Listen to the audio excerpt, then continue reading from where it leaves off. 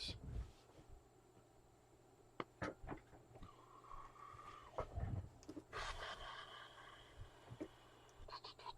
So let's do it over here, I guess. Discord.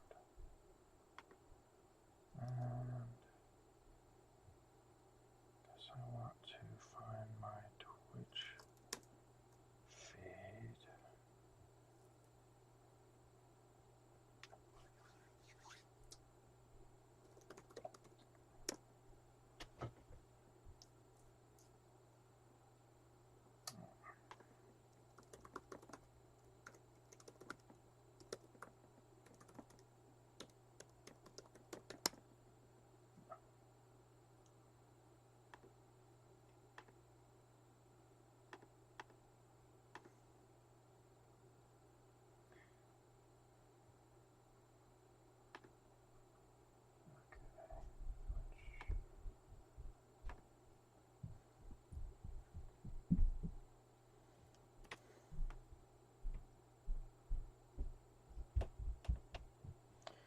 FYI, I'm live here. Oh, thanks. I should be live, except that. Oh, here we go. Good. Okay.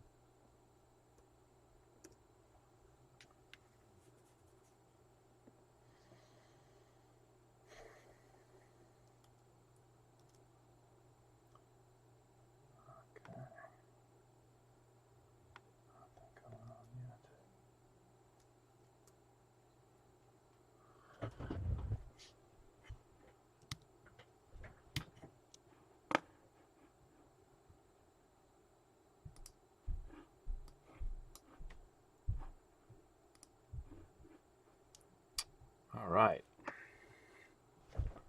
Well, I'm pretty sure you can hear me, whoever's watching. But I'd like to wait a little bit, see if we can get some kind of an audience going on here. This is completely unplanned, fairly off the cuff live stream tutorial mastering session. So I suppose the main thing to say is that there is a new Discord server that has been set up for Vancouver electronic music producers called the Vancouver Electronic Musicians Discord, and the link for that should be in the description. I'm very new to Discord, so I'm not entirely sure how it works and can you just search for things, but if you check the description of whatever you're watching right now, there will be a link to a Discord channel. But what I wanted to do in this session is to demonstrate the process I use for mastering, self-mastering my own productions. And that's what we're going to talk about. That's what I'm going to talk about, and that's what I'm going to demonstrate. But I'm just looking at my numbers right now, and I see that there's pretty much nobody watching. So I might just hang around for a bit, maybe leave this track to play, and hopefully some people are going to hop on and, you know, join in the fun. So yeah, here's a tune that I made with Tom Savaggio, and we are mixed, and these are all audio stems that have been chopped up and rearranged, and I have a whole process with submixing that goes on here, and I'll kind of give a little run through on how all this is working and what the reasons are for what I've done with this system up here, and how it helps me get a better master, because it's really about getting a better mix. So I'm just going to put the tune on and let it run for a bit while I hopefully gather a small audience.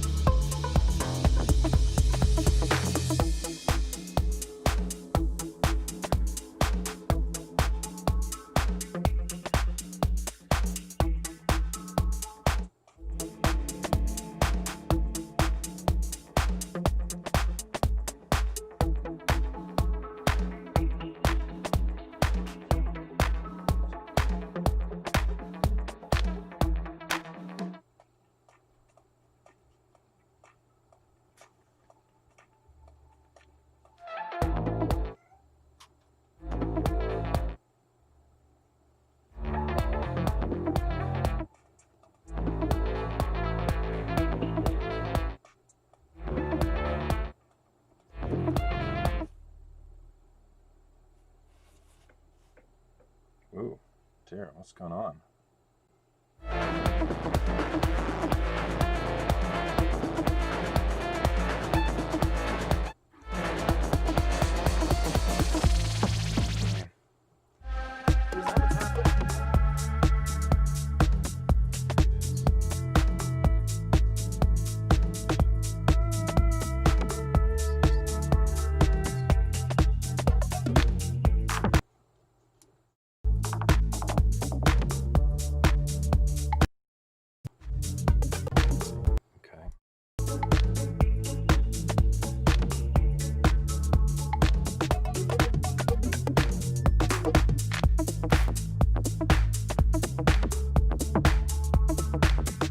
Check, check.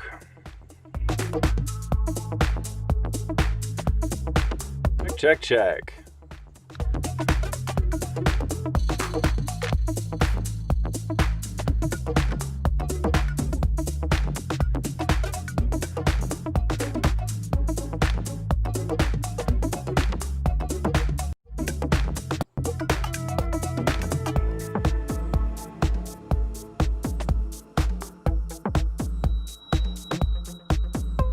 Check, check.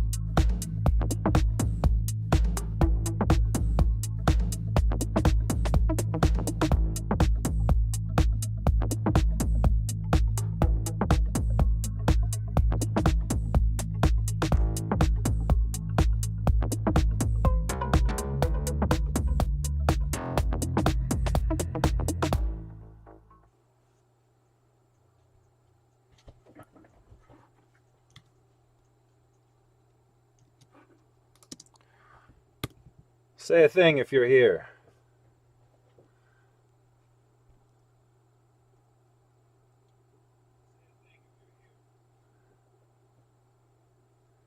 I'd like to get started on this, but I would also like to have some kind of an audience before I actually get into it.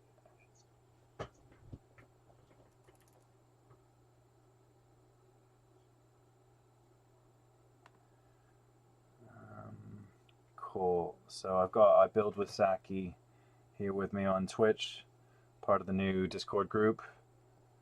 Good to see you.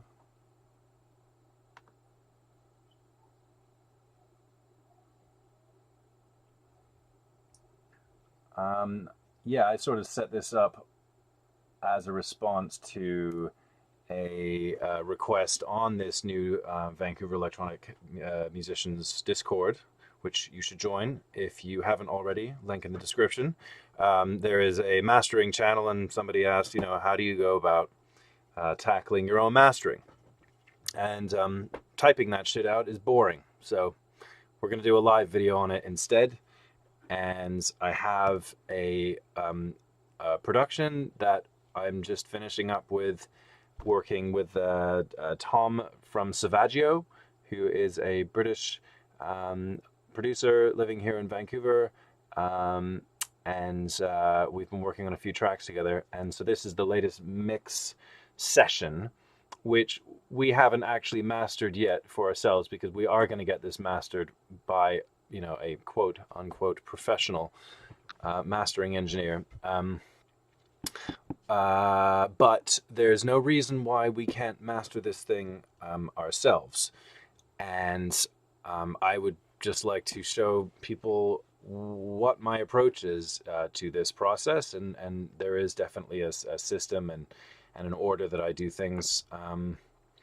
And I'll show you a few of the software plugins that I'm using for metering, and just generally what I'm trying to achieve, and what the goal is. So if you don't mind, for anyone that is watching right now, can we wait another 5 minutes? I'd say I'm gonna just leave you all hanging for 5 minutes while we hopefully get a few more stragglers on, and a few people on the Discord clue into the fact that this is happening, and we'll get going pretty soon. So in the meantime, I'm just going to put the track on one more time, so I'll speak to you in a bit.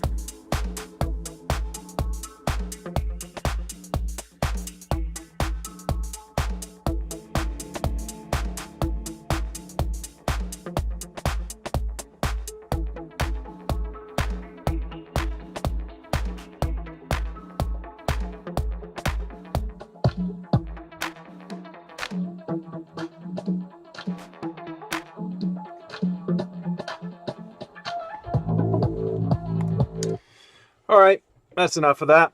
Let's get going. So what we have here is a stems mixing project that got heavily edited. So at one point in a previous iteration of this track, it was we had bounced out these individual elements from the hardware from a jam of sorts, and then we started chopping up and sequencing, and then there was some back and forth with bouncing out stems and sending to and from each other. Me working with Tom in Savaggio, and eventually we came to this monstrous arrangement, and there's so many different parts, and there's a whole organizational structure here that took a while to dial in. So for a while I had kind of no idea what the fuck was going on and very confused by the project and blah blah blah. So that's something else entirely. But the whole process of mixing this ostensibly happens within this selection of auxiliary channels, which are effectively my mixing board. Even though there are individual channels on all of these separate audio tracks.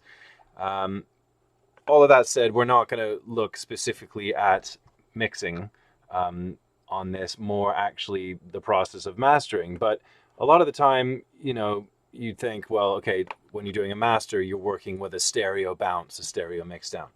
And if I can avoid it, I will not do that. I will prefer to work in the session, because basically what's going on here, and I will kind of widen these to make it more obvious.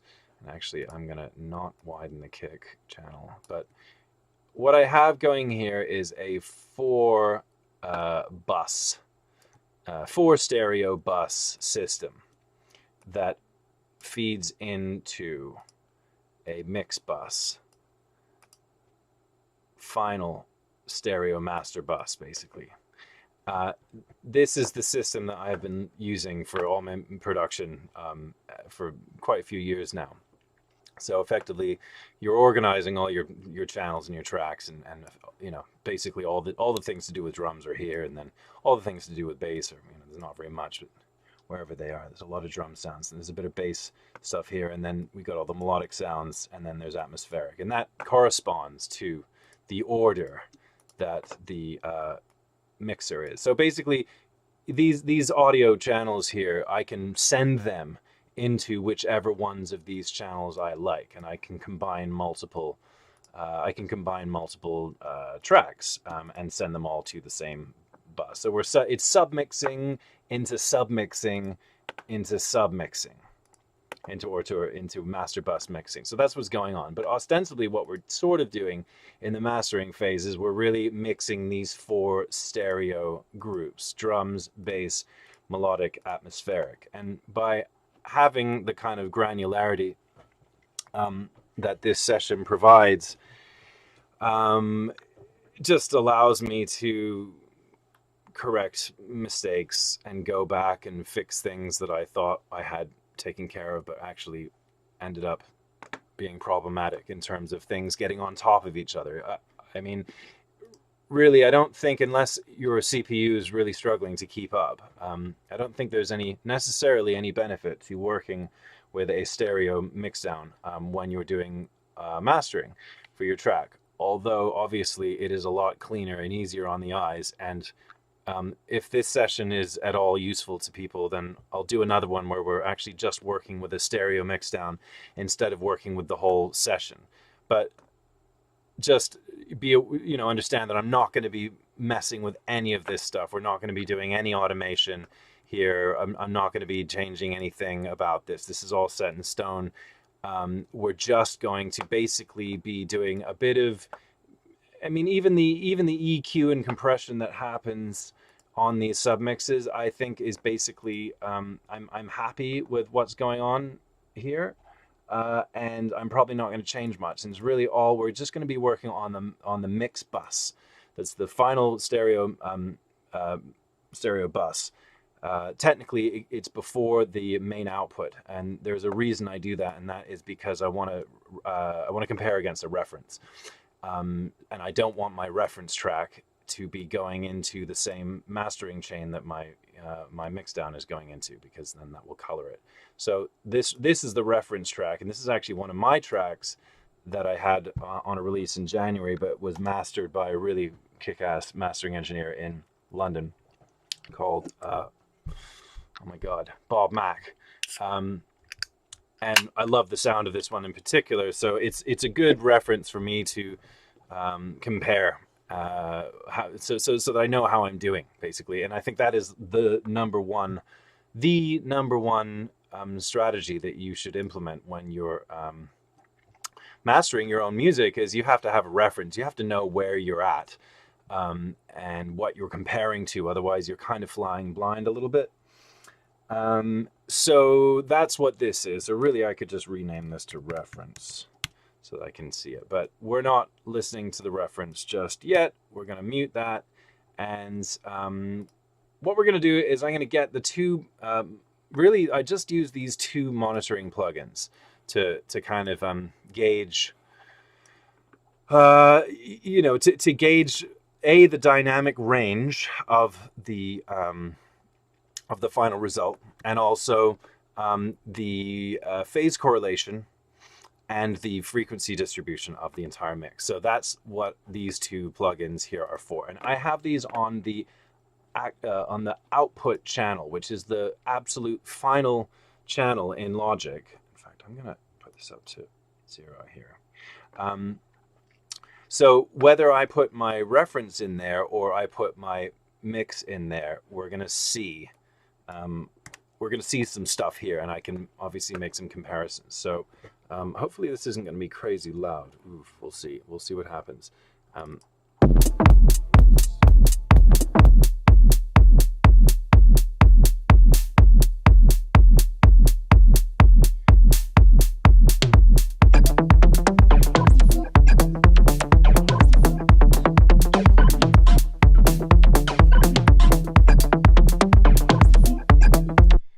Going to skip through a little further on into the tune, and we're looking at these two plugins, and I guess it's probably worth talking about this plugin first, the Meter Plugs DynaMeter. And what I use this for is as a gauge for how the dynamic range in my track is doing. Because what this value here represents is the peak to signal ratio, PSR. That's what this plugin does. It measures the PSR of whatever you run into it. And why that's useful and important is it gives you a good idea, a good measurement of how dynamic the music is. And okay, what does that actually mean? Like, how dynamic? Well, basically, there are two kinds of loudness in music and in audio. There's peak loudness and there's average loudness. So peak, or RMS, is what you see. And there are other ways to measure loudness. And actually, this is fairly simple, basic one to be using, but it's really useful because I can send my references into it and I can see what the best producers in the game, like where they are hitting in the PSR. In other words, how squashed and averagely loud are these tracks, because that's effectively what's happening. Is the lower this number goes, the closer the closer the peak and the average level are to each other. And while in dance music you are trying to make a pretty loud slamming track, there's a certain point where that loudness, that average loudness, kind of overwhelms the peak energy of the track that you're making. And at that point, your track no longer has the kind of slam and impact that you want it to. Certain elements in your mix really need to punch through and hit you, and you got to imagine, and you got to remember that this is theoretically being played on a really big sound system, huge subwoofers, and there's a lot of energy pumping. And really, you need to give people's ears a bit of space, and that's why dynamic range is good. So that's a little primer on DynaMeter. I'm going to be keeping an eye on this to see what my PSR ends up being, and I'm really going to try and match my reference. And I think once this track fully gets going with the reference, that is, once it fully gets going with all the meat in it, it's probably going to hit like a 5 or a 6. It's probably going to hit a 6, hopefully not a 5. That is way too squash. So let's just jump in the middle here.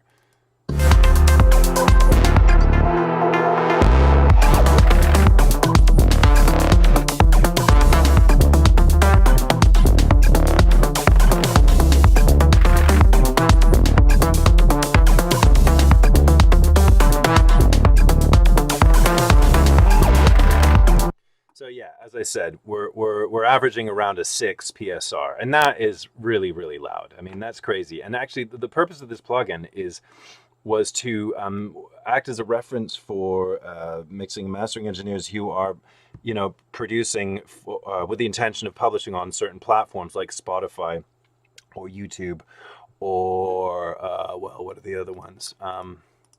Tidal and Apple Music. Now. And then broadcast. So these are just plugin presets rather, and they show the threshold. And it's at this threshold that music is automatically turned down. This was the kind of this was the response to the loudness wars. And the problem with that is that streaming services now have algorithms that will turn down the playback volume of music that is too loud in an average sense. So this mix master would get absolutely crushed by Spotify and Tidal and whatever else. But this was not mixed and mastered for that platform. It was mixed and mastered for Beatport or Juno or whatever, for the DJ market. And in that case, the loudness wars still exist. They are still relevant, unfortunately. And the certain rules apply. And basically the rules are it needs to be really loud and really quite present in the upper mid-range. It needs to have a lot of density in the upper mid-range. So what else can we see? Well, when I hit play on this again, we're also going to notice that the response graph is showing a very steep, very, very steep cut at about 17 or 18 kilohertz. And that's something that I've seen a lot of in other masters. When I look at other masters, is that a lot of the time they are very, very aggressively high and low pass filtering the very, very extreme frequencies in the upper 17K and, the lower below 20, because, for one, we can't hear it, but for another, even though we can't hear it, the energy is still in the mix, and those frequencies are obviously pushing the overall level that goes into compressors and EQ and limiters and all of that. So, this is not exactly new information to most people, but you will notice it in this response graph. I'll just play a little more of the reference.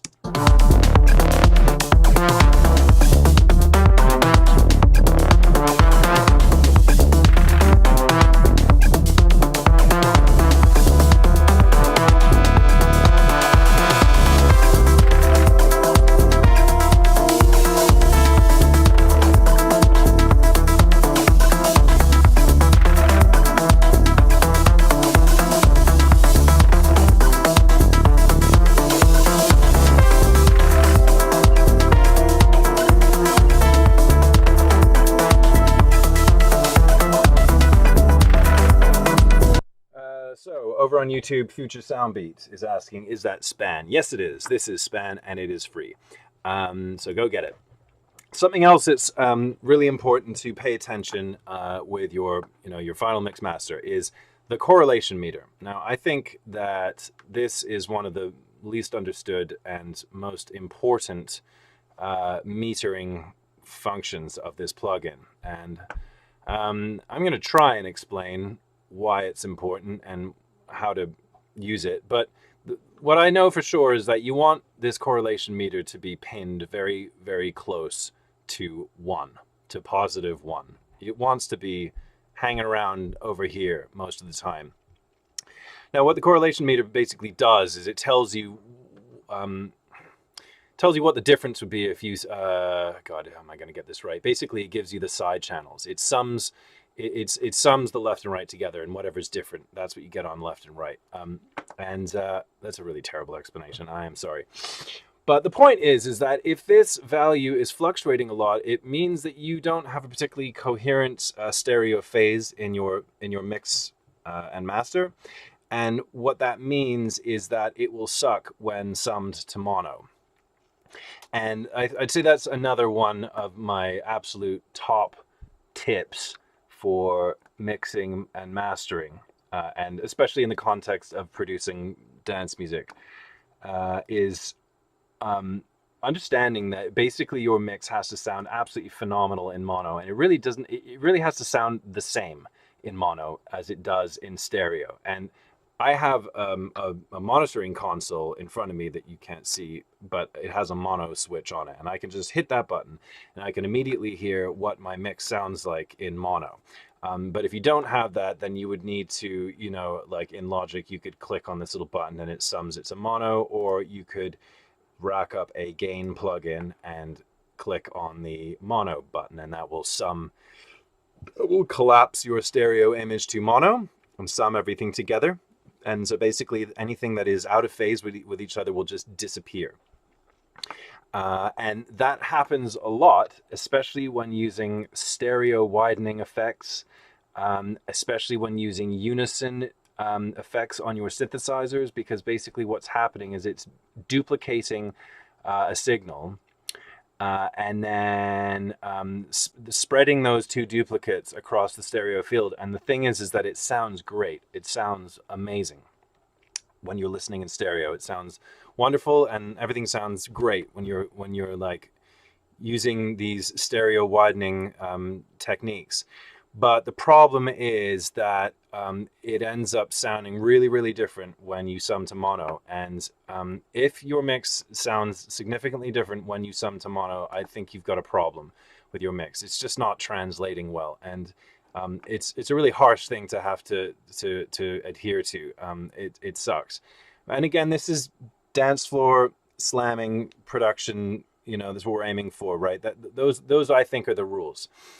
So I guess to recap, the rules are: it wants to be really fucking loud, but still maintain thump and a sense of dynamic range and power. And that's the thing here, is that a lot of it is trick. You're tricking the listener's mind into thinking that it has more dynamic range than it actually does. And then a coherent stereo image, which means, you know, avoid using spreading effects and unison effects, and instead pan things.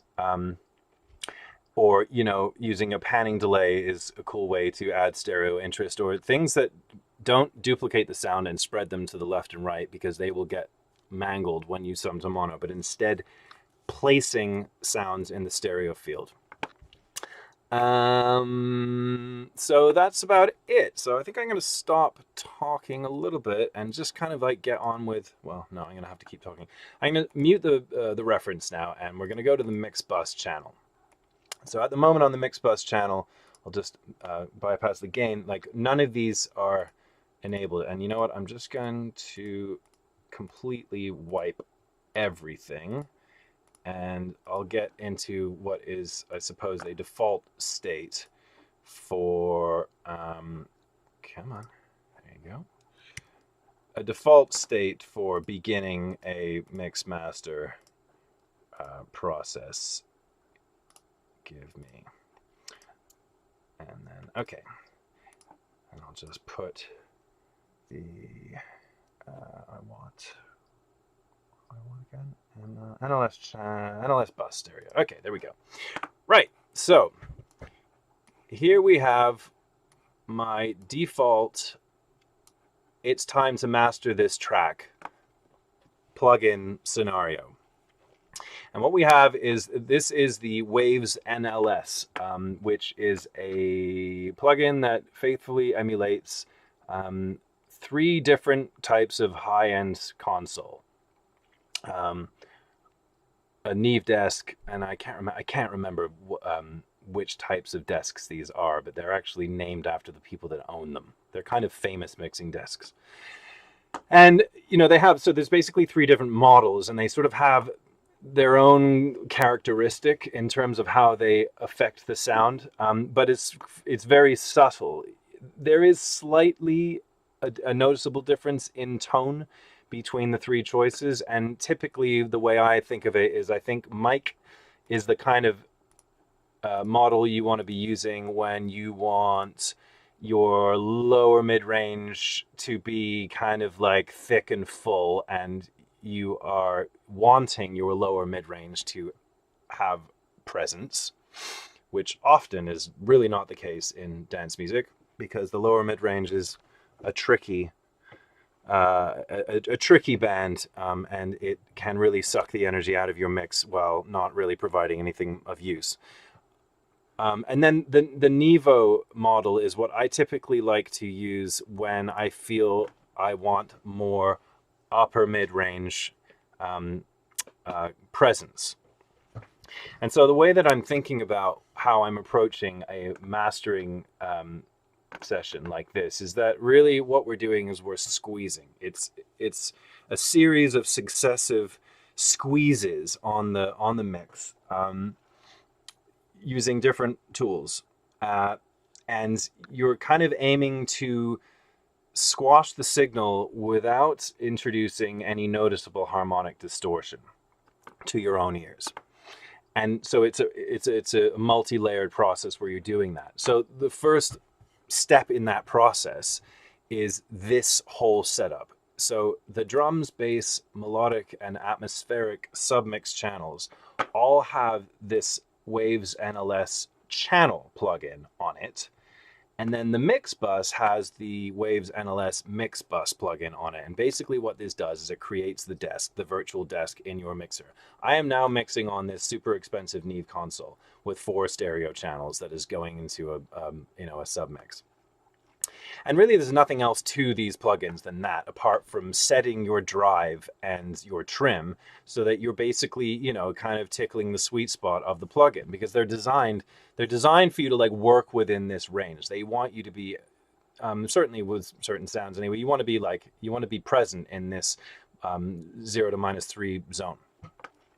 So let's just solo the drums here, and we'll see when I hit play that we'll see some level here. Okay, and I can see right now that I don't even need to.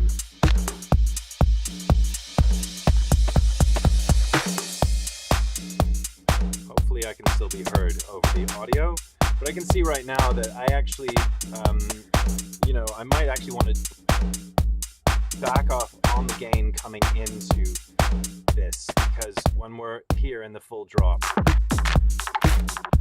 well, we're just about tickling that zone. So what I want to do is I actually want to, I already have a gain plugin inserted just before this plugin here, and I already have it at -4, so I'm going to bring it right down to let's do -9 dB, right? And now when we hit play, we're getting a significantly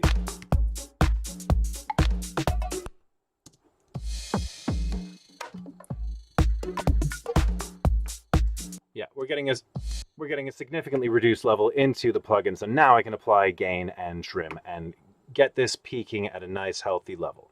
So I'm just going to crank up to about 6 dB.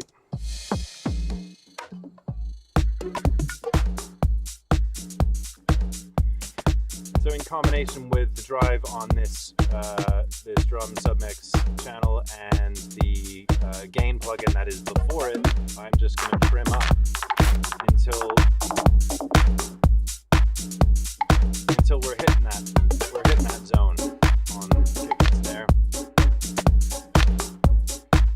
And so obviously anytime the VU goes over 0 dB, we're getting soft clipping, but it's very it's fairly transparent. But you just got to keep your ears open for it, and you will notice that if you drive these too hard, it will introduce harmonic distortion, which you theoretically don't want. I don't want that anyway. So So that's kind of like the first stage, and really any plugin that you're using, you want to calibrate the levels as they're going in, because they're expecting a certain level. I mean, there's a lot of stuff going on under the hood in this plugin in particular, so it makes sense for you to be operating at the optimum level. And really the outcome that these plugins give you ultimately is you are basically using totally imperceptible saturation to tame wayward transients, tiny little spikes that may potentially eat up into your headroom. This kind of slices those off, and that is a really important step in order to squeeze the most volume, the most level out of your mixes. So that's pretty much what's going on with this plugin, with the NLS. Now, okay, so that's the end of my drums chain, and really what we're going to do now is we're going to try and dial in an appropriate mix of the 4 different channels: drums, bass, melodic, atmospheric, just using the Waves NLS, so that we've got a good starting point, right? So I'm going to do that now. I'm going to hit play, and I'm going to fool around a little bit and just get things sitting at an appropriate level.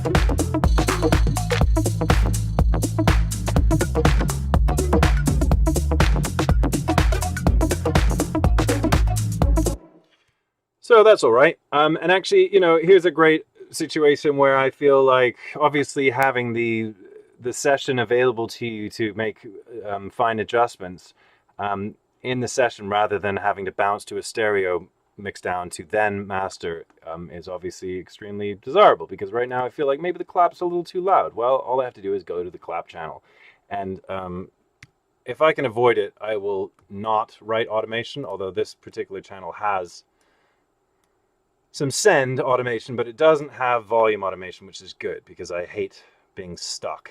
Sometimes you need things to ramp, but in this kind of zone here, I typically don't write any volume automation, so I can just easily dial back a bit. So I think I want to bring the snare down by a good 3 decibels here. So let's see what we get here.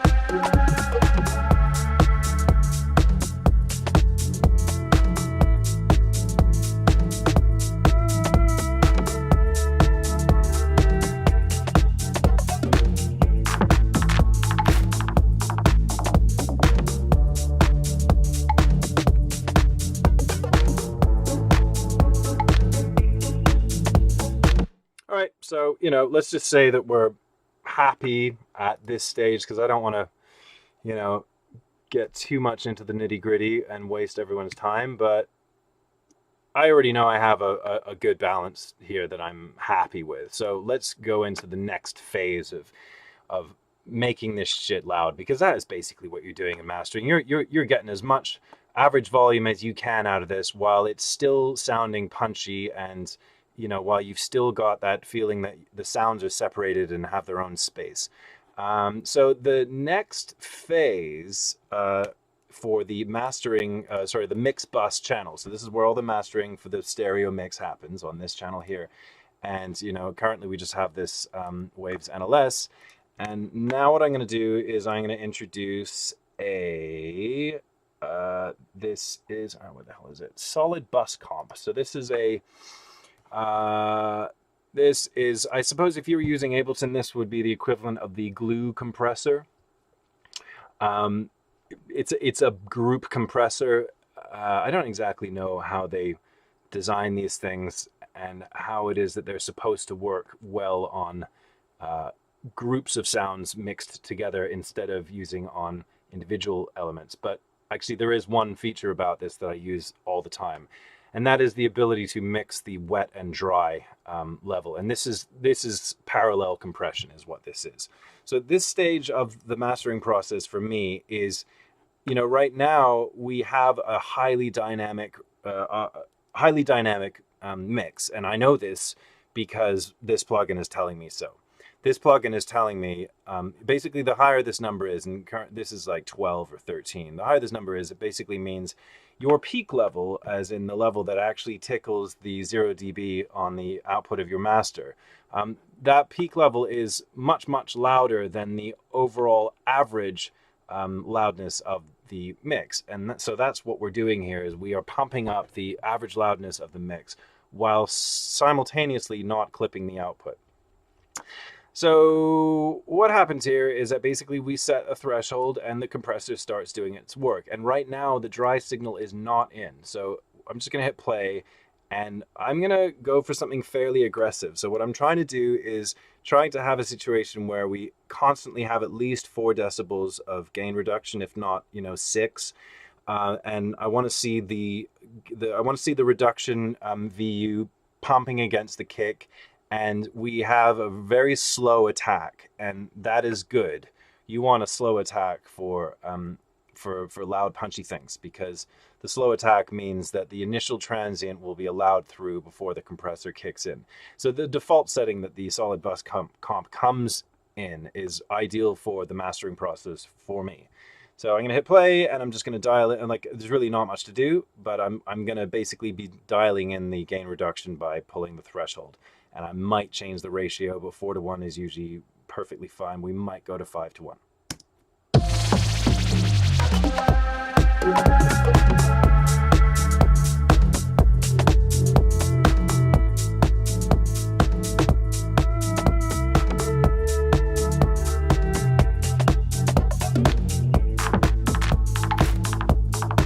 So yeah, in terms of perceived volume, the compressor actually makes things quieter, because of course what a compressor is doing is turning things down. And so when our threshold is set appropriately, the compressor is constantly working to tame the overall level. But in the mastering process, this is actually what we want, because what we're going to be doing is we're going to be mixing the dry signal back in with the wet. So what we're going for is a fairly aggressively compressed wet signal, and we're going to be bringing the dry back in. And what that will do is give you the impression of that average loudness, but also drive through the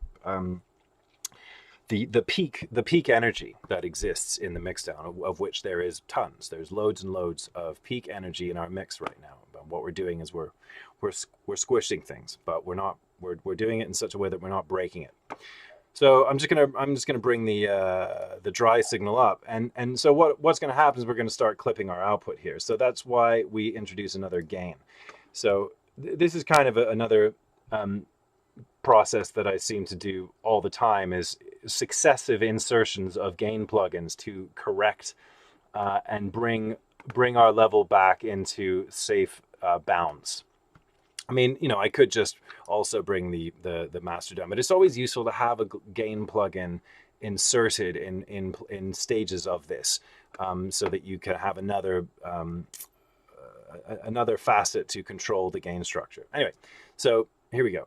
Hit play.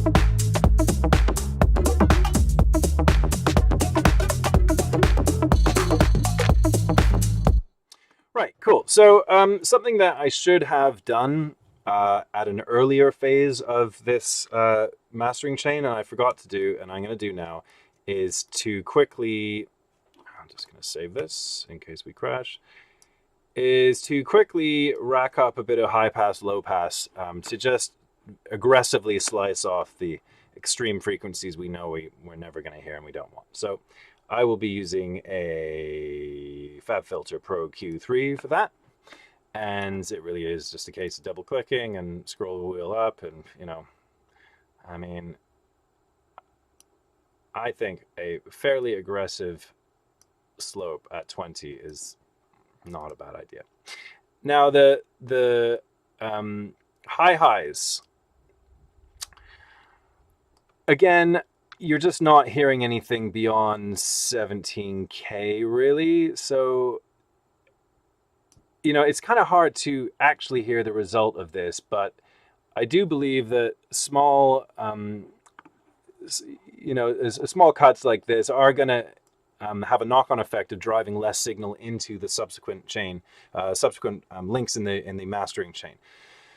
So, and you know, we do have our metering plugins to help us here. So I'm actually going to dial this in until I can see some kind of a difference here, because maybe my ability to hear the high highs is probably, you know, probably a bit shot. So I'm going to let the tools do the work for me here.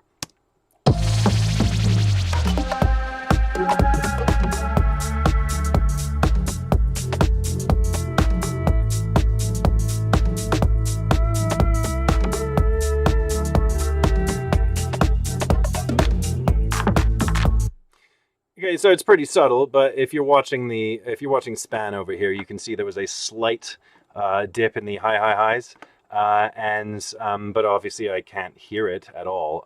So I would say that that's generally a win, and it's good practice. So yeah, this is just some housekeeping that I forgot to do that I should have done. So now we can go back to, let's go back to the solid bus comp, and you know, right now I'm not actually seeing much difference in the, you know, the PSR reading after this compression, and I should be seeing a more compressed result. So I'm going to see if I can figure out why we're not getting that. Probably because my attack might be too slow, and it's just letting too much of the transients through, and we're not getting enough compression, and it's not happening fast enough. So let's have another go.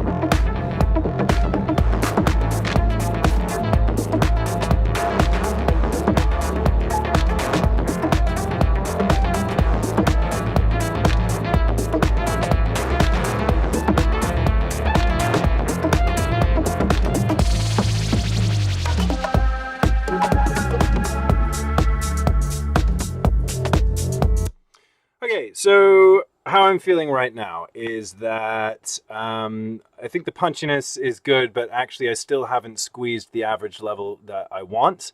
So what I'm going to try to do is get another compressor in the mix here, a second bus compressor, and have them running in serial and see if I can use a different type of compressor to get that kind of squishy loudness that I'm hoping for. And so for that, I'm going to use another Native Instruments plugin called the VC76. This also has a dry level. So similarly useful for this kind of situation where you want to have a mix between a fairly compressed signal and the more dynamic dry signal. So we're going to see what we can get out of this without losing too much dynamic energy.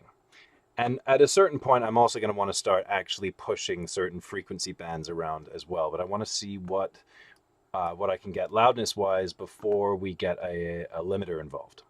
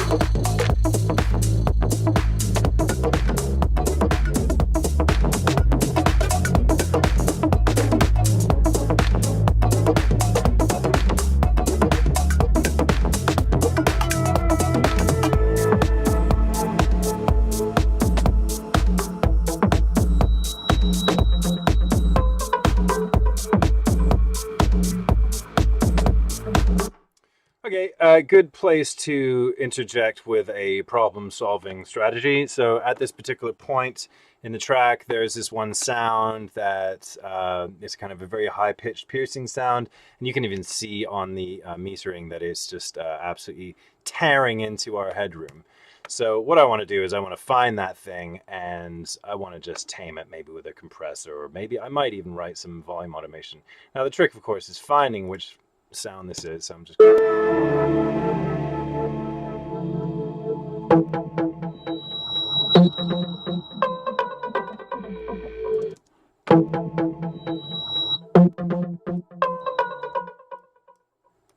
okay, so it's on this channel, pad bits, and you know, here's a good opportunity to rack up the FabFilter Pro MB. I just want to get rid of this one and get a new blank one.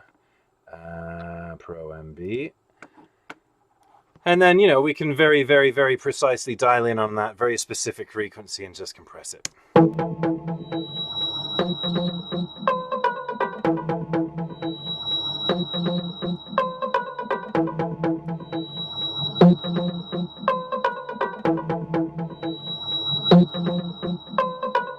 Okay, yep, that's taken the edge off it. And that's really all I wanted to do there. Let's go back to the full rinse. Oops. So what do I want to do now? So I think I have a louder result here. I'm just gonna solo the mix bus. Or I can unsolo that. That's everything that's playing. Let's see what we've got now.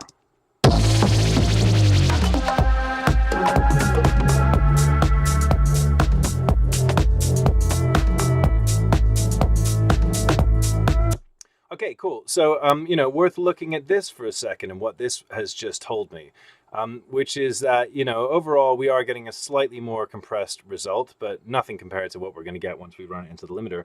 But also we're still maintaining a bit of that dynamic range, because when the kick hits, we can clearly see these spikes here.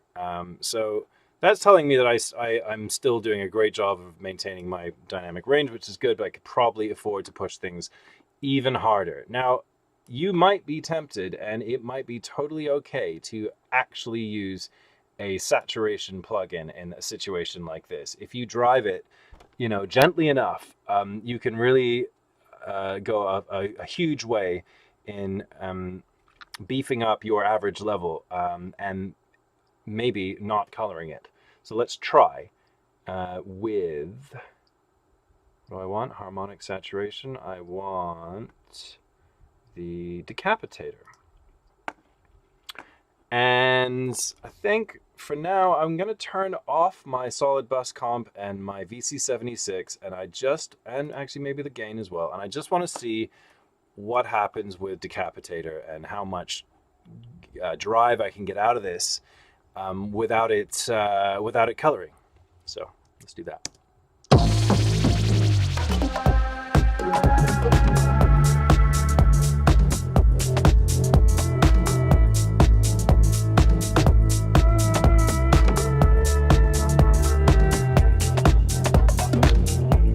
Okay, and as we can see, what a difference that has made. This has gone a huge way towards squeezing that average level that I'm looking for, whilst I think fairly transparently doing so without introducing much, if any, distortion.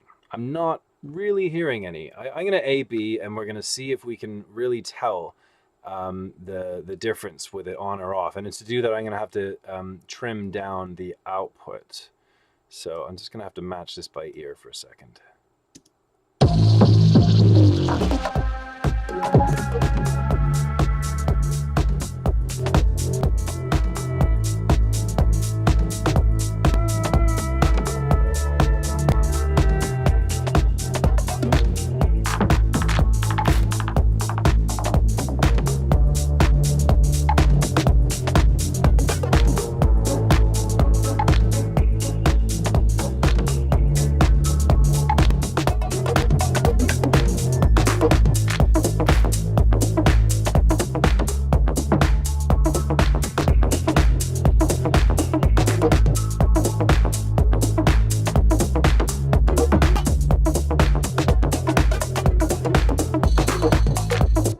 So as you can see, a marked difference.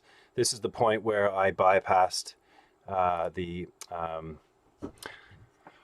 decapitator, and marked difference in dynamic range in the track at that point. So this is a viable strategy, and we're going to use it for now, and we're going to see what we can get in combination with one of these bus compressors.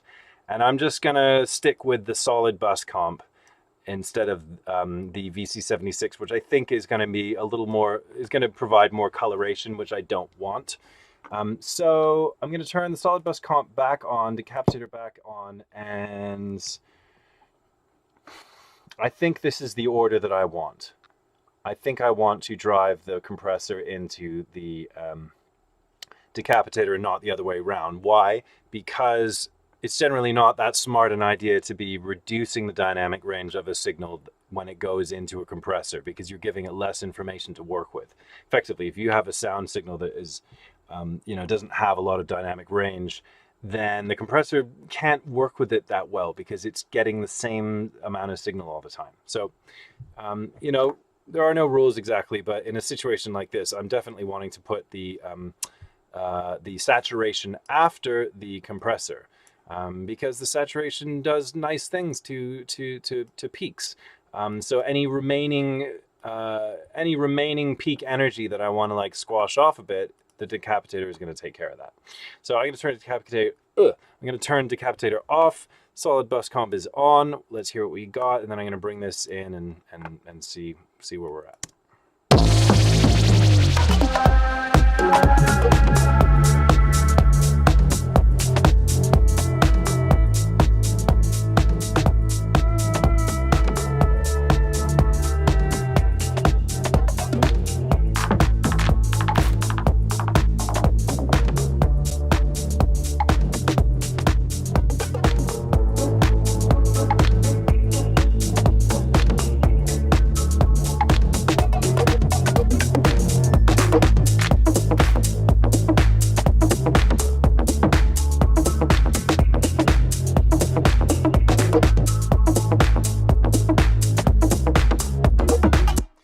yeah, you can see how dramatic an effect something like this can have on your dynamic range. And so you want to be really careful about that. And I think this is too much. And bear in mind that most of the dynamic range squishing that I want to get is going to come from the limiter, because it's especially good at doing that. However, I guess I'm giving it a little bit of help by going through this process. So,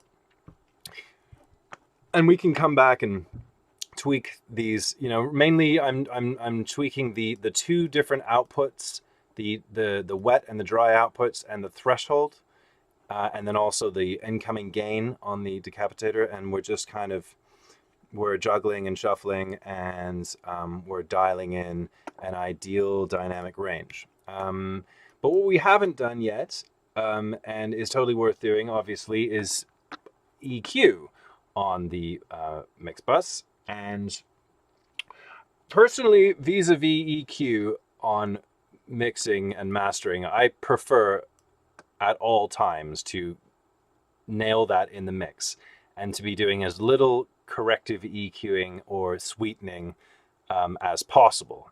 However, I do think that there's one really strong move to be made with EQ in mastering in this situation anyway. And I'll try and demonstrate what I mean by, one strong move. What I want to do is I want to introduce a, what is it called again? The passive EQ. So another Native Instruments mixing mastering plugin. I think they modeled this off of active passive, which is a very well-known hardware EQ. And really what I'm going to do with this is I'm probably going to do the smiley face thing, which is that you're basically boosting the lows. I think I want to slam my kick a little bit. I want my kick drum to maybe dominate a bit more. I want the kick drum's lower frequencies to have a bit more presence. And to counteract that, I will be scooping a little bit in the low mid. So this is set up to be linked. So anything I do on this side will be updated on the right side. I'm going to turn on cut on the low mids. And so we're going to be boosting lows as a shelf, and we're going to be boosting highs a bit. But where am I going to do that? And so in a situation like this, doing it before or after the compressor, it obviously makes some kind of a difference. Because if you're boosting or cutting frequencies before a compressor, then that is going to affect how the compressor behaves. I'm going to try before the compressor for now, because I think I'm going to try and cut as much as I boost, and that's generally what you're supposed to do. And typically I don't boost, but with this plugin on the mix bus in a mastering situation, yes, I think that's allowed. Okay, so yeah, what I'm basically going for is a bit more thump in the low lows, offset by scooping in the low mids, and then also a presence boost probably around here and wide. So this is our Q width, and this is our band 3K. Here's our low shelf band at, I'm going to set it at 100 for now. And let's go.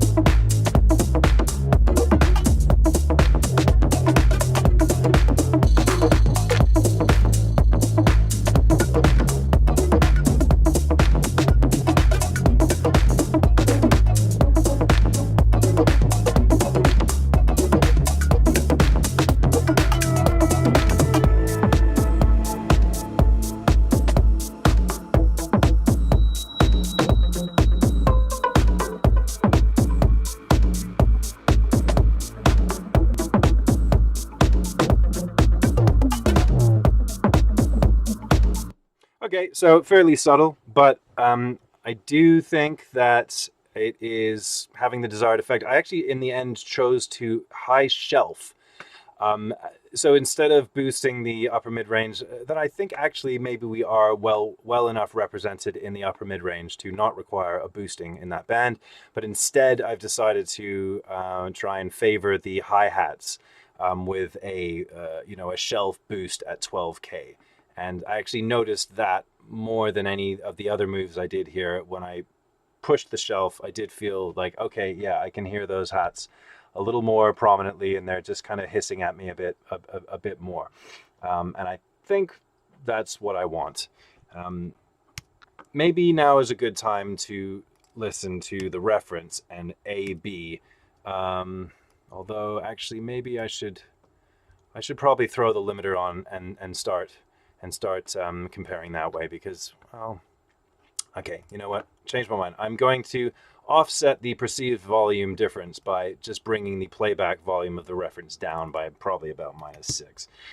So we're going to theoretically get the same perceived volume between the reference and the track we're actually mix mastering. So right now we're hearing the reference. Here comes the reference.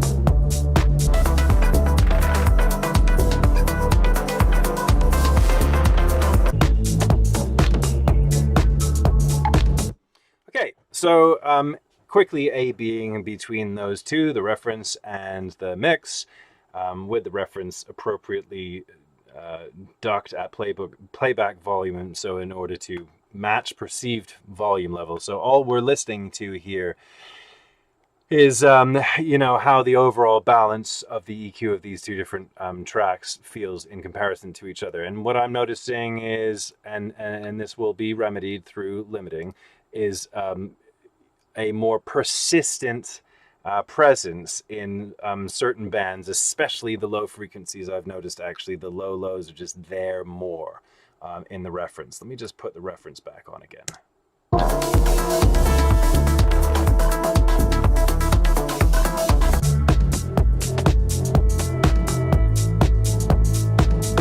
Now, the two tracks are actually, they're not perfectly matched for referencing either, to be perfectly honest, because the track that we're mix mastering has this sort of Reese bass line, which predominantly occupies the lower mid-range.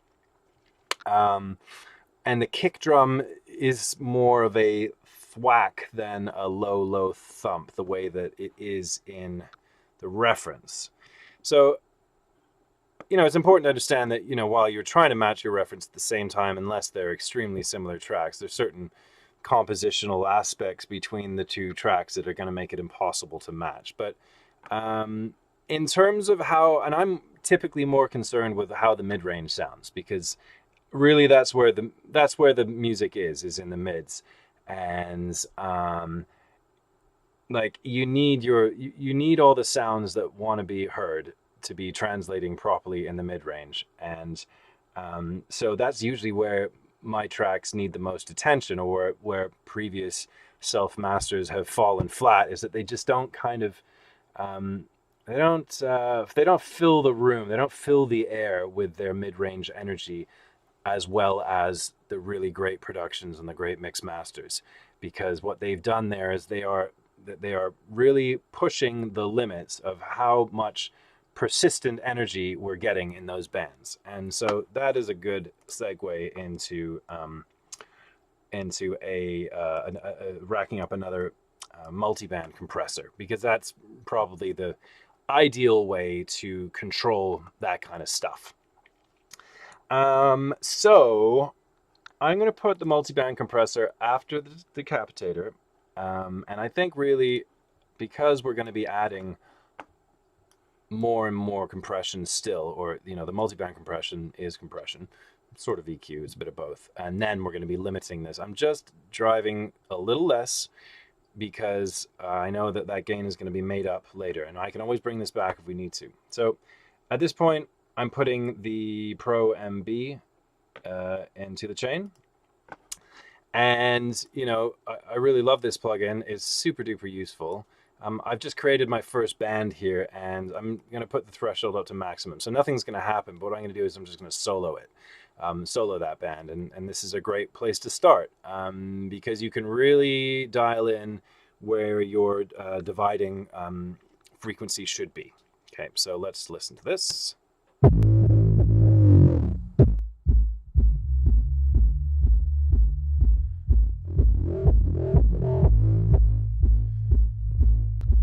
So obviously there's a really big difference between this and this. This whole lower mid-range band is almost a zone unto itself. And even though it's like it's taking up a relatively small portion of the width of this graph, we have a weird kind of sequence of logarithmic scales going on in this graph. So this is actually representing a much wider bandwidth than it looks. So this is actually a big distance right here, and it is a troublesome band. So I'm going to put another band here, and currently we're still soloed on the lows. So now we get a situation where we have this.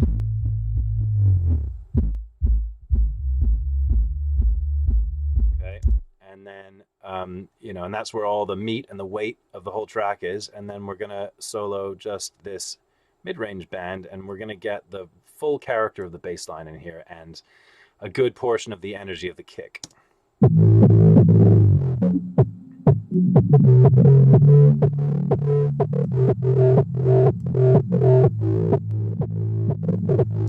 obviously it's a bit honky when you hear it by itself, but you can appreciate that this particular band has a lot of energy in it, and we can really make a significant difference to the outcome of our mix master through controlling these different levels. And bear in mind, right now I have no compression. Like, actually, hold on. I want to turn my threshold up.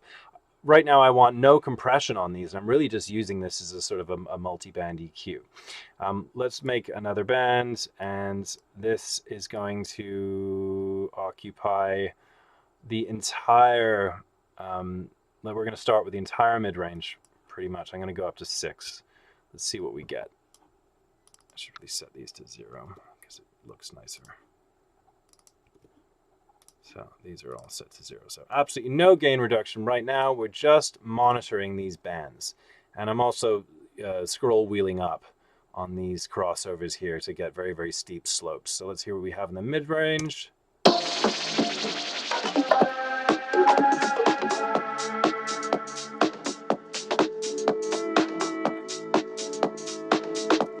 So it's kind of crazy how much, comparatively speaking, how much energy and information we get in this relatively small band as compared to how much we get in this much, much, much bigger band. So, and then finally, you know, I'm just going to put one more band at the top. Okay, so if I unsolo this, we're getting, and I'm going to turn the oversampling on.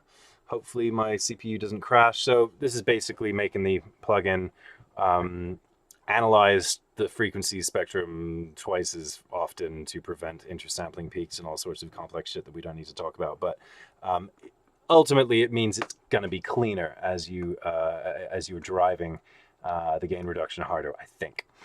Anyway, so yeah, like my observations about the comparison with the reference was that I felt like I wanted more of the low lows going on. Okay, so I mean, let's start dialing that in either with just an output level on the low lows, or we're going to compress, or we're going to do a bit of both. So here we go.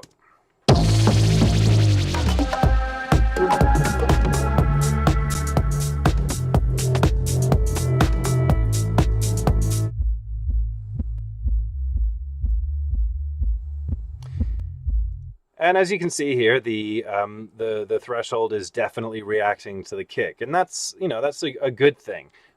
It shows that you still have some dynamics in the in the audio stream, and that your compressors will react, because if you don't have dynamics, your compressors can't react.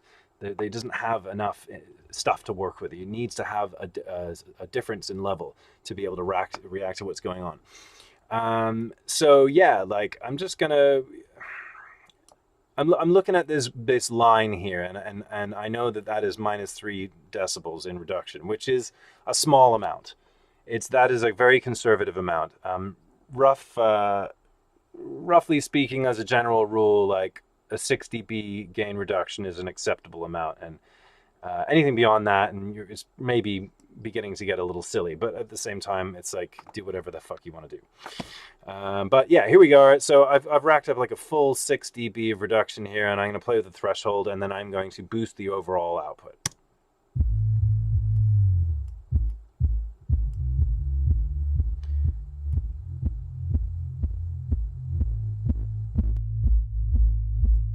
And I'm boosting it so that basically when the compressor is recovering, and when it's kind of like back up to its normal level before the signal trips the compressor again, that we're getting back up to our sort of 0 dB line, which ultimately will result in an increase in perceived loudness in that band. Okay, so let's unsolo the low lows, and again, it's a sort of a give and take kind of thing. If you're boosting in one frequency band, maybe it might be a good idea to dial back a bit on the adjacent band, and we will try a little bit of compression on the lower mid-range band that we have here, that is really carrying the kind of the baseline melodic information.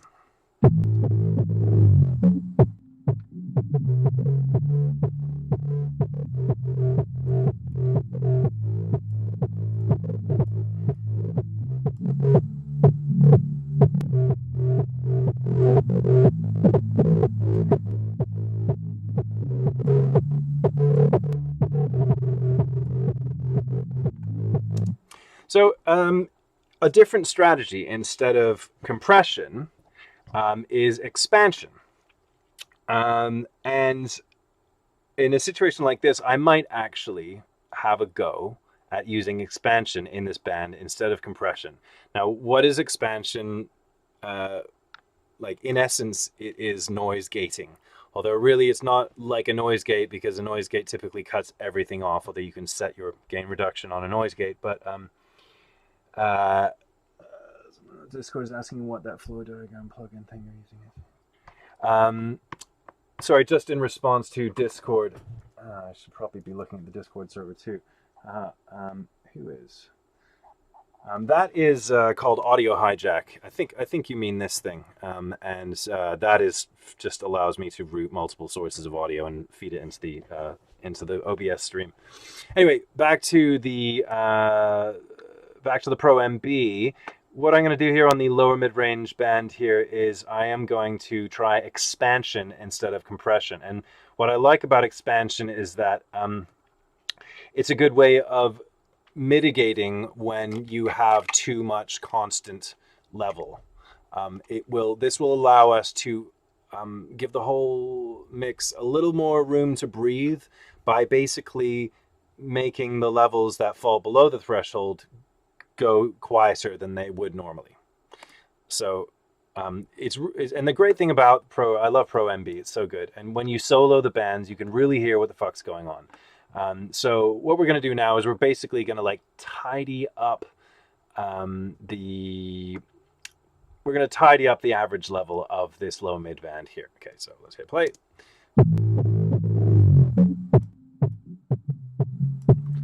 So in a state like this, it's basically like it's only the kick drum is exceeding the threshold here, and I've set the range to be maximum. So I don't know if you guys can actually hear me then. I'm setting the range here to maximum reduction. I'm going to dial it back as well as the threshold so we get like a reasonable result.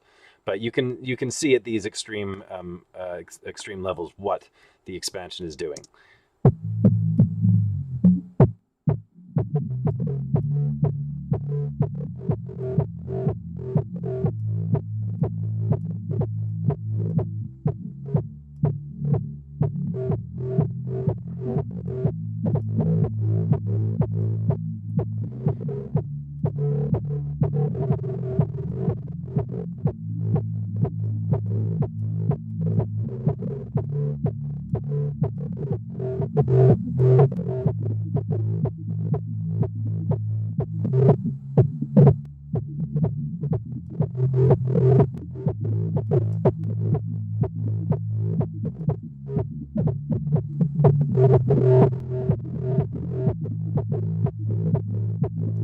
Okay, so I don't know if you could hear that, but I was basically bypassing the compress or the expansion on that band and bring it back in, and I can very much notice how with the device off, there is a more kind of predominant, more dominating honkiness going on in this stream, whereas with it on, it is mitigating that honkiness somewhat, and so this will have a cumulative effect of creating a little bit more clarity in the mix.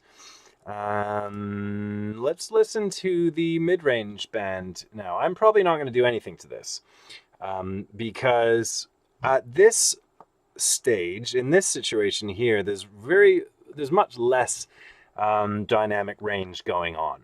But this could be a useful stage for EQing. If I decide, generally speaking, that I want to have more mid-range, this would be an excellent spot to just boost or cut a little bit.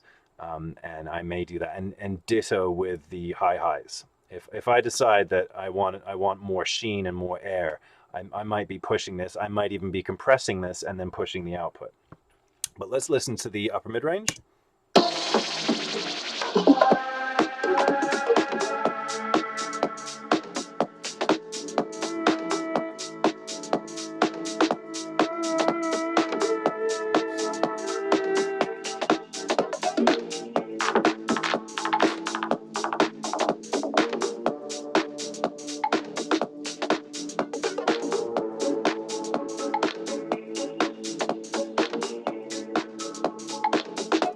So as you can see, it does actually react quite speedily to the snare and other percussive elements, which is great. I mean, it reacts really quickly.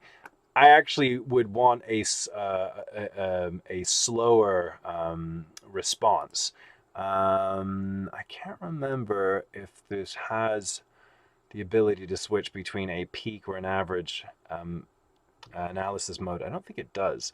So really, I'm not gonna compress this bandwidth, and I don't think I'm gonna. Let's see what we get. What do we have in the high highs? Let's hear the high highs.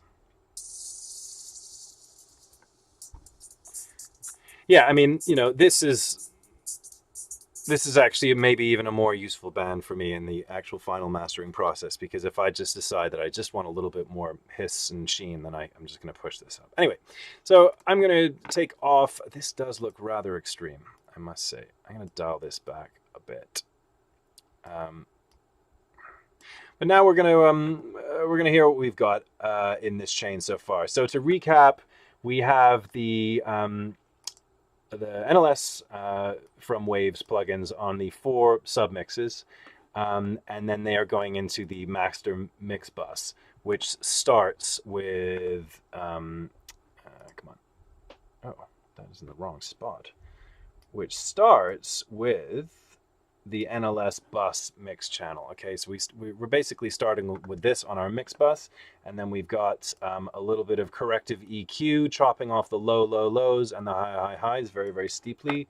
I've then got a passive EQ here for a bit of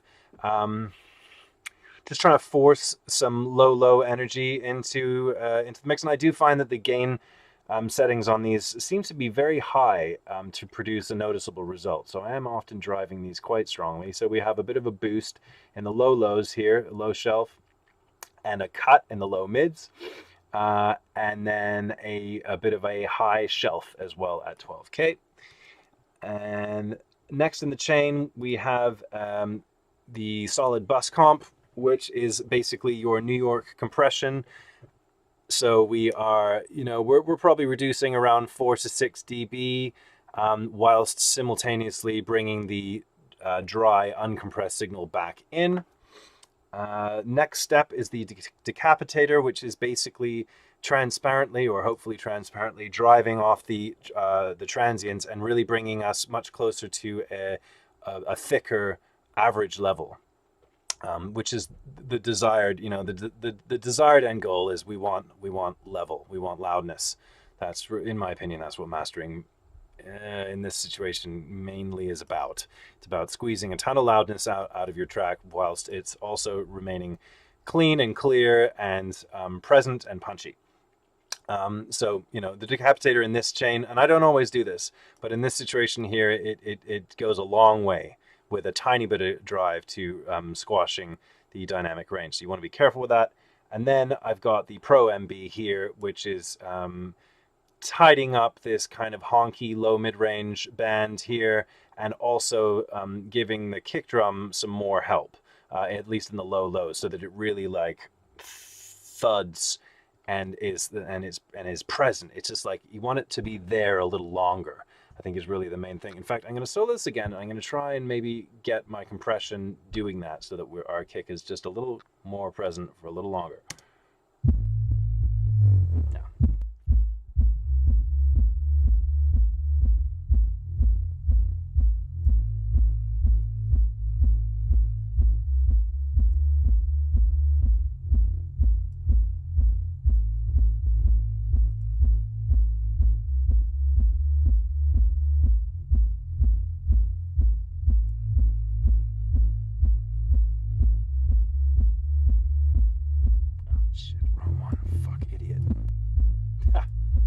Classic.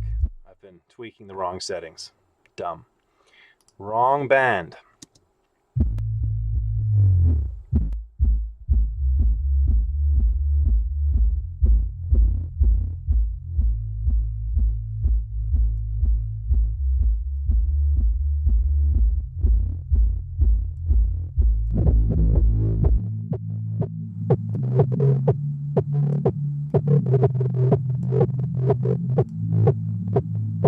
Oh, no, not again.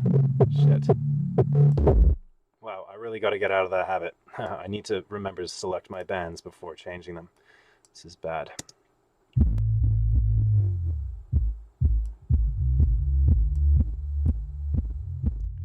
So I kind of made some mistakes here, so I need to rectify them. In this band, I want to try and recover the some of the dynamic range that I think I've basically lost through too much squashing. So we're kind of resetting this one.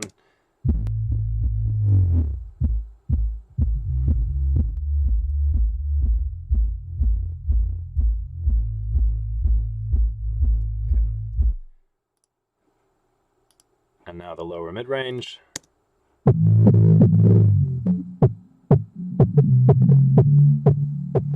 Remember, the purpose of this one is to use an expander to just kind of cut off the tail of the dynamic shape of what's going on here, so as to allow a little more space in the mix for everything else. And like I said earlier, this relatively narrow band here is actually a huge band. There's a lot happening in this range, and it's a zone that can get that can muddy up your mix master. So it's definitely worth attention. Okay, so you know you can go at this forever, you know, and we don't have time for that. So I'm going to slap on the final stage of the whole process, which is a limiter. And I am using the FabFilter Pro L2. And this is actually in the compact mode, so I need to give it the proper full mode so you can see the settings a little better. Fuck, where is it?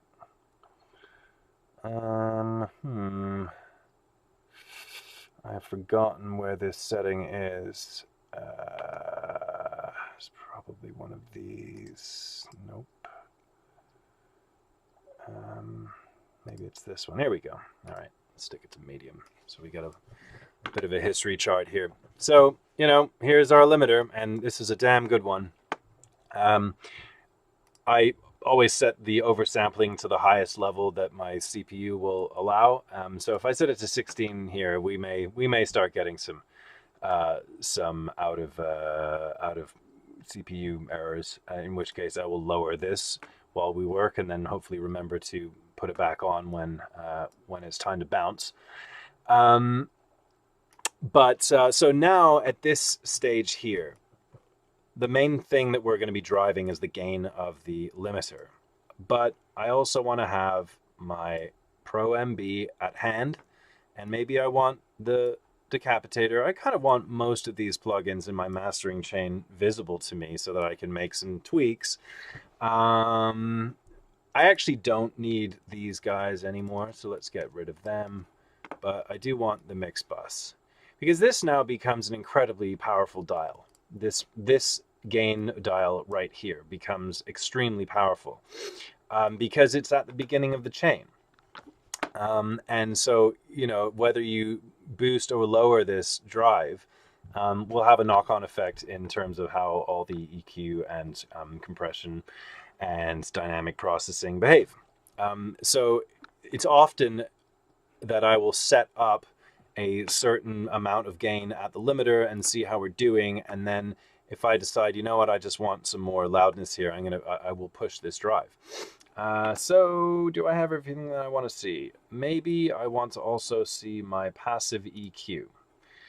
And you know, something that I will do is try and put these in the correct order that they appear in. So the passive EQ is after that. I haven't shown the Pro Q3 just chopping off the tops and bottoms just because we don't need to see it. We know it's there.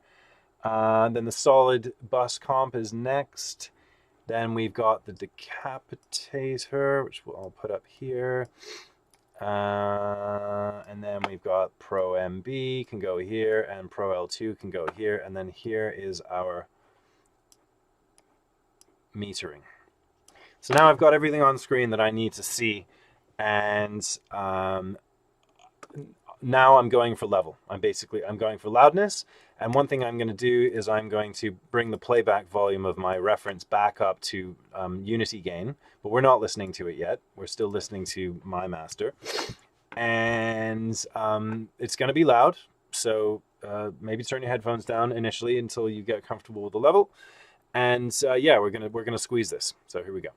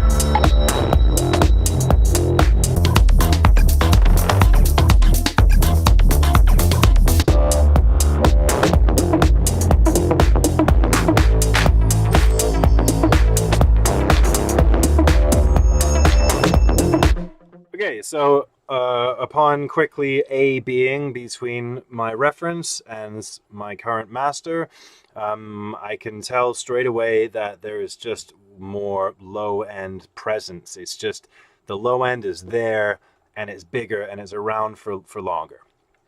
And luckily, I have this system set up here where I think I can probably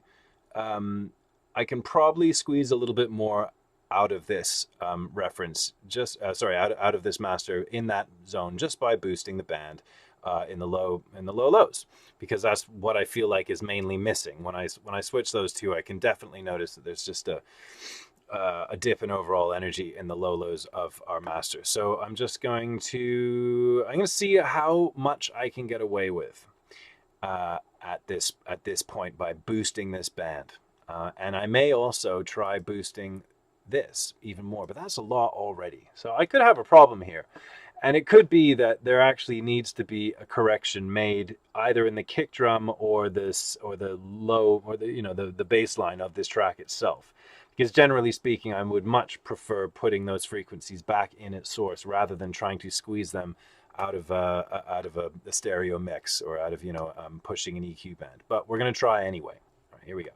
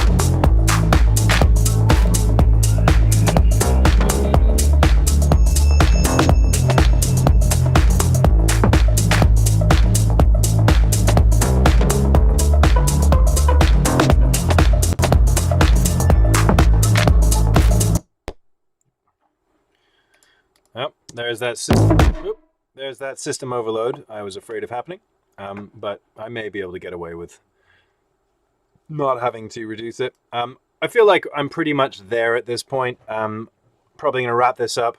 I have no idea how many people are watching this. Looks like, yeah, right. Hey, oh, wow, somebody in like massive caps there, Max. Chill out, Max. All caps, no necessary. Let's see. Yeah, I've not been keeping on top of the chat here, guys. I feel like there really needs to be one place to be looking for these things. I sort of have the Discord open, but nothing's going on the mastering channel. There's a bit happening in general, and then got my restream chat open, so I do see a few chats on my Twitch, but that's basically. I think we're basically at the end of this demo. Yeah, I reckon we're done here. I feel like I've got a pretty good result. I haven't matched my reference perfectly. I think my mix on this is not as good as the mix on my reference, and also the bass line and the kick drum are sufficiently different that I shouldn't expect the whole thing to be sounding the same anyway. What I am really looking for here is loudness, and that I've achieved my desired loudness without coloration. We're still clean. We've got the separation that we're looking for. I have the upper mid-range energy. So for a self-master, I would call this finished, basically, and I would bounce this out and upload it, and then no one would listen to it. So I'm gonna put this session to bed here, guys, and I hope some people get something useful out of this. Why don't I do something like this to make it a little more? Oh, that's weird. Come over here. Yes. Yeah. That's the end of this this little surgery session for mixing and mastering. I hope it was useful. And if you want me to talk about anything in particular, please ask me to do so, and I will do it. If you haven't joined the Vancouver Electronic Musicians Discord channel yet, do that, because that's where we want to hang out and talk about this kind of stuff, and I'd like to make more videos like this for that channel. So please come and join us and nerd out and learn about things to do with electronic music production, because it's fun. All right. That's it for me. See you next time.